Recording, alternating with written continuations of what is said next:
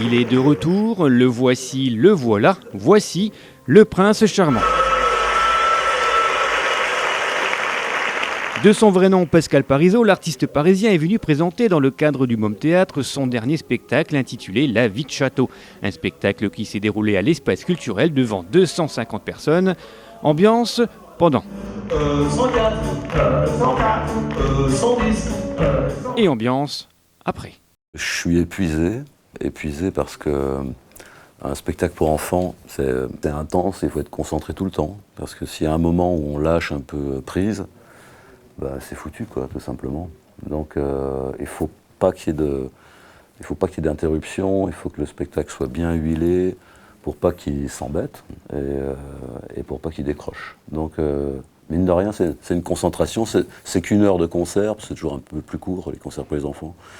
Mais c'est 1 heure où chaque seconde compte. Retour au début du spectacle, retour au début du show. Mais avant, pour les habitués et pour tous les autres, Pascal Parisot, souvenez-vous, c'est ça.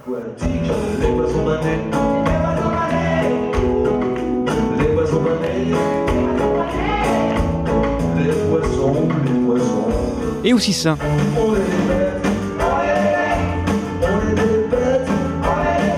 Deux tubes devenus des grands classiques que l'artiste a réussi à caser dans ce nouveau spectacle. C'est difficile pour les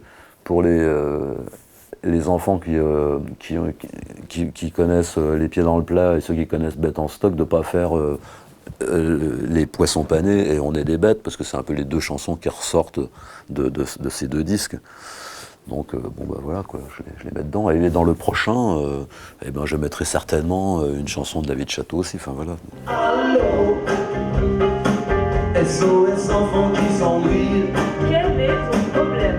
Mon problème c'est que le problème quand je joue avec moi, c'est que je me bats chaque fois.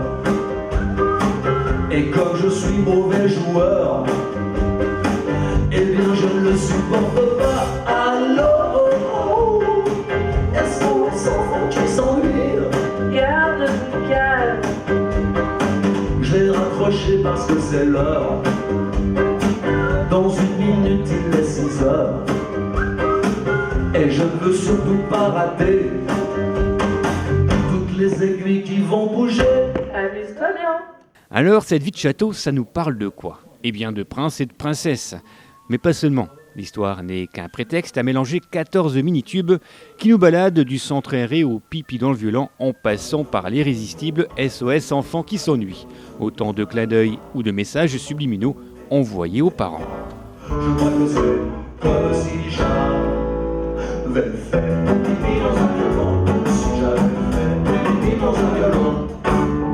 J'ai voulu m'entretenir avec toi, maman, au sujet de mon âme. Les anniversaires, tout ça, des cadeaux, des bonbons, des ballons, et voilà. Je crois qu'elle ne m'écoutait pas. Je crois que c'est comme si j'avais fait pipi dans un violon. Si j'avais fait pipi dans un violon. J'avais pas mal de chansons. Je cherchais des thématiques, mais j'en trouvais pas. J'avais essayé un peu une thématique sur la musique, d'ailleurs ça se ressent un peu parce qu'il y a pas mal de chansons qui traitent de la musique. Et puis finalement, je me suis retrouvé avec des chansons qui n'avaient rien à voir les unes avec les autres. Donc je me suis dit qu'il fallait qu'il se passe un truc qui les relie ensemble. Et donc j'ai inventé une histoire de prince et de princesse. En fait, j'ai repris un principe que je faisais quand mes filles étaient petites. Quand elles me demandaient de leur raconter une histoire le soir, je leur disais bah, d'accord, mais qu'est-ce que vous voulez dans l'histoire? Donc très souvent, eh ben, on voudrait une princesse, on voudrait un prince, on voudrait un château, on voudrait un roi par exemple. Alors c'est ça que j'inventais une histoire comme ça. Et puis en général, quand il était l'heure de se coucher, l'histoire se terminait en eau de boudin, en queue de poisson. J'inventais une fin à l'emporte-pièce. Et puis terminé, c'était fini au lit, quoi. Donc j'ai repris ce principe-là, en fait, avec toutes ces chansons qui n'avaient rien à voir les unes avec les autres, je les ai greffées. Chaque chanson est un épisode de l'histoire. Et à la fin, ça se termine pareil, comme ça, un peu en vrac, comme j'aurais pu le faire à l'époque au-dessus du lit de mes filles, quoi. Aujourd'hui, au centre de loisirs, on a fabriqué un sous-plat. Il suffisait de réunir 21 pinces à linge en bois. Je l'ai montré à ma famille. Papa m'a dit, chapeau ma fille. on va le mettre sur le buffet. Ce sera du plus bel effet. Ah oui, il sera bien mon dessous de place sur le buffet. Ah oui, bah, il a sa place toute trouvée là. Pascal Parisot, c'est donc ce chanteur-musicien qui manie la bonne parole, la guitare et le ukulélé dans une mise en scène soignée et très bien huilée. Accompagné par le régional de l'étape, Jacques Litocci et Pascal Colombe, la vie de Château s'adresse à un large public. Une manière de nous rappeler que l'artiste est à l'image d'un vinyle à double face, bossa nova, classique ou rumba face A, chanson pour enfants, face B. Si on n'a pas de talent pour écrire des chansons pour les grands, on ne va pas en avoir pour en écrire pour les enfants. C'est pas plus facile d'écrire pour les enfants que d'écrire pour les grands. C'est une autre chose. Moi, je change pas je change pas ma manière d'écrire. J'ai un ton qui est le mien et il ne change pas. Alors c'est une version peut-être un tout petit peu plus light que mes chansons pour les grands. Et encore, il y a des gens qui viennent des fois qui me disent ils écoutent autant que leurs enfants. Et j'ai même des gens qui viennent sans enfants parfois. Donc, moi, j'aime bien le côté familial, c'est-à-dire la chanson qui peut plaire de 2 à 140 ans, parce qu'on n'a plus ça aujourd'hui. Dans les années 60, on avait Nino Ferrer. Nino Ferrer, il n'était pas estampillé chanson pour enfants. Or, tous les enfants qui écoutent Nino Ferrer sont raides dingues. Quel enfant n'aime pas Mirza ou les Cornichons? Enfin, tout le monde aime. Et je parle de lui, mais il y en a plein d'autres. Même Bobby Lapointe, parfois, sur certaines chansons. Salvador. Et ça, il n'y a plus. Maintenant, il faut être chanteur sérieux, hein, ou alors il faut être chanteur rigolo, ou alors voilà, il faut vraiment rentrer dans des rayons. Et on n'a plus ce côté, cette fantaisie et ces chanteurs qui pouvaient plaire aux chiens, à la grand-mère. Donc j'essaye, je ne dis pas que j'y arrive, j'essaye de faire ça. Bon, c'est quand même un peu plus marqué enfant, mais j'essaye quand même au moins que toutes les chansons puissent plaire aussi aux parents, et que les parents, quand ils viennent avec leurs enfants au spectacle, ne soient pas accompagnateurs, mais publics, exactement comme leurs enfants. Il y a des petits malins qui ont tout éteint.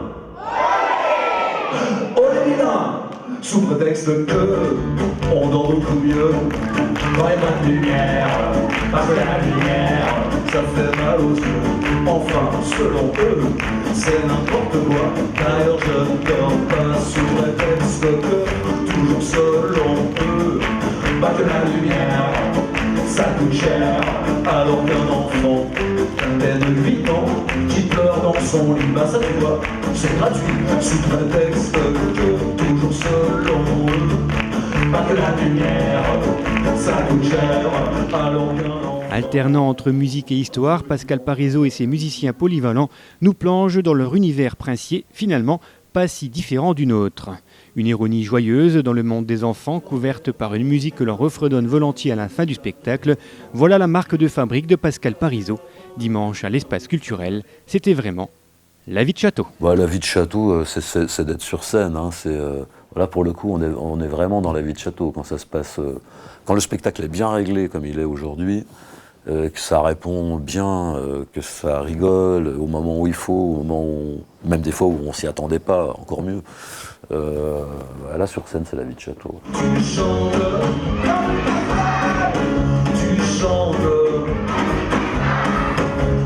tu préfères du rock'n'roll, aujourd'hui sur ta farandole, chanter comme un rossignol, oui voilà, c'est pas de bol. Tu chantes,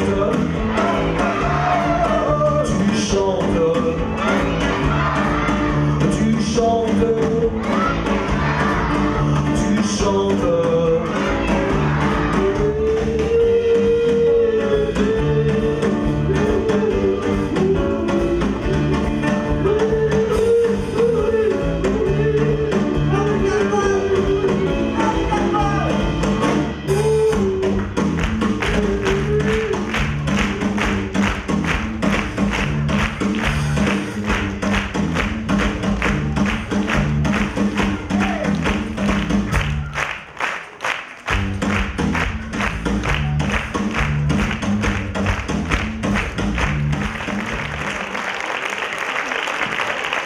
Merci beaucoup, merci beaucoup.